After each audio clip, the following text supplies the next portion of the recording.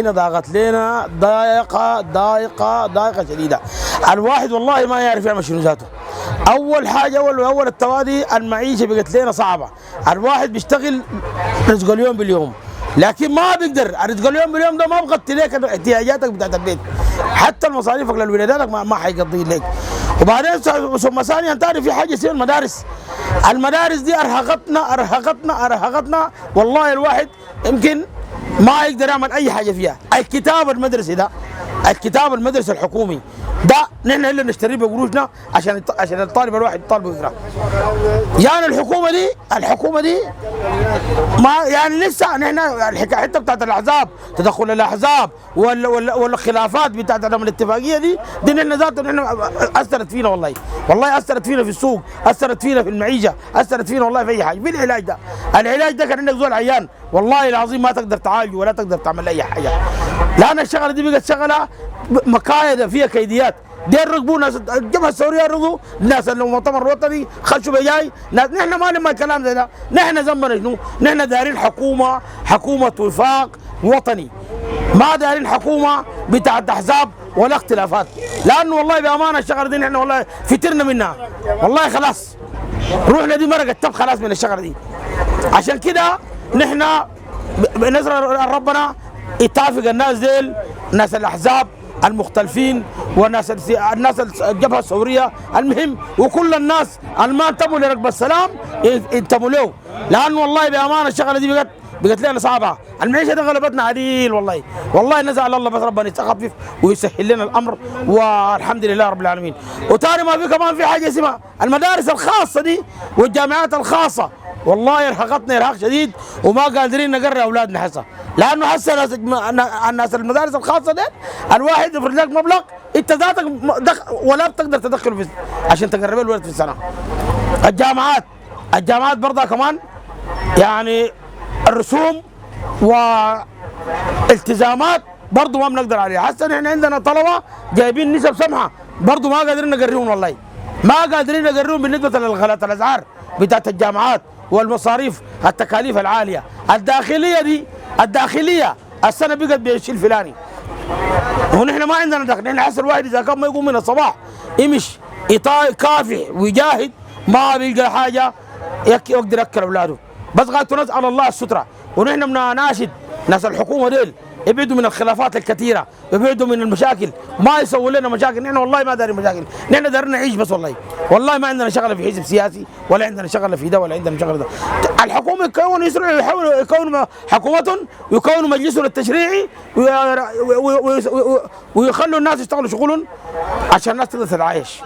لكن الشغله دي كده ما بتجي، كده بتودي للجحيم. والله الشغله دي بتودي للجحيم. الجحيم ده نحن والله فترنا منه. نحن ما قادرين ناكل، ما قادرين نشرب، ما قادرين نتعالج. والله الواحد حسه كان عنده زول عيان ملاري ابسط الحاجه داير تعالج داير له 10,000. 10,000 دي انت في اليوم في اسبوع ما توفرها. ال 10,000 دي في اسبوع انت ما بتوفرها للملاريا بس. وما بر كان جاك شيء ثاني غايه نسال الله بس على الستر والعافيه. والسلام عليكم ورحمه الله وبركاته. ما صوت البشير الليله 3 ولا 4 عوام ما في شيء يتغير، الحال في حاله. يعني ابسط شيء ناس كوفتي عندهم دعايه يقول لك نفس النكهه الفريده في تعبئه جديده، يعني غيروا الكيس يشيلوا في الان يجيب الا المشكله وين يعني ممكن تشيلوا زي ثاني يجيبوا ناس ثاني. فالوضع عام كده بصراحه عامه كده يعني 30 عام 3 عقود ما حاجه سهله.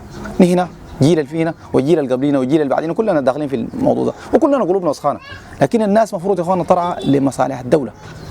يعني انت الليله دي كنت توصلوك لمرحله كبيره كمسؤول في كرسي تكون تشتغل بشفافيه وتشتغل للدوله اول حاجه، وبعدين تشتغل لضميرك.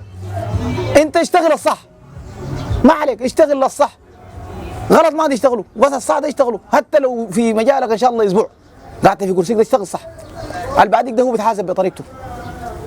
بعدين يا اخي ابسط شيء كنت يجيك الانسان مواطن مسكين ده تحل له مشكله، انت لو خليك بغض النظر عن ربنا بيحل لك انت او بيساعدك في حاجه ثانيه.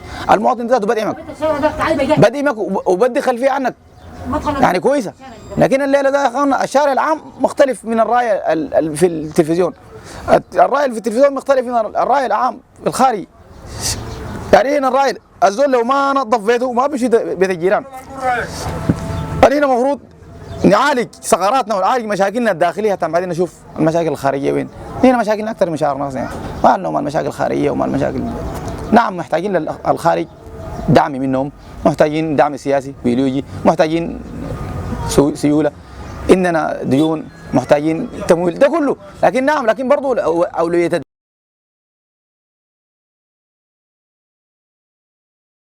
بسم الله الرحمن الرحيم. اما الموضوع الثاني اللي عايزين نتكلم فيه، موضوع بتاع تجعة طويله والنهب. يعني الشغله بقى الشغله صعبه خلاص. انت شايل لك قروش في جيبك ماشي للعلاج، والله في لاقوك قبل ما تصل الصيدليه عشان تشيل العلاج ده تدي للزول المريض ده، انت بكون اتنهبت في الشارع. وبل انت ذاته لو حقوق للزول اللي في المستشفى، الزول اللي في المستشفى لو حقوق ترقد معاه. الشغله بقت الشغله صعبه. التجاره طويله دي بقت تهاجم الناس هجام شديد. حاسه عندنا في السوق المحلي ده هنا، نحن التجار طبعا تجار بتاع قطاعي. السوق المحلي ده تجاره طويله دي الناس المواتر، عندك 7 8 طويله دي الناس العربات الصغيره، عندك 7 طويله دي الناس الهيصات. برضه بقت الشغله دي بقت 3 مقسمه ل3 فئات، فئه تجاره طويله وفئه 8 طويله وفئه 7 طويله. التجاره طويله دي الناس المواتر ديل بيلقوك شايل لك كيس بيخطفوه منك وبقوموا جارين ما بتلقاهم. اما ال8 طويله ديل عندهم عربيه صغيره بيجوك 4 نفر، شايفينك شايل مخلايتك ولا شنطتك ماشي على السوق تتسوق، طوالي بيسالوك انت يا زول ماشي وين ما ماشي وين، قبل ما يتفاهموا معاك بتاع العربيه بيجي جنبك بيشيلوك بيكرفسوك جوا العربيه. مما مشى شويه كده يطلعوا بيك الخلا يكتفوك ويشيلوا حاجاتك، ده اذا ما عوقوك حتى الحاجه اللي في جيبك بيشيلوها منك. ده الناس منو؟ ناس 8 طويله. اما 7 طويله دي اللي انت ما بتمرق منه نهائي. ناس 7 طويله دي اللي انت الواحد بيجوك بيدخلوك في الحايز ده، الحايز فيه 4 انفار ولا 6 نفر بيحجروك تحت، ما في شيطان بيشوفك.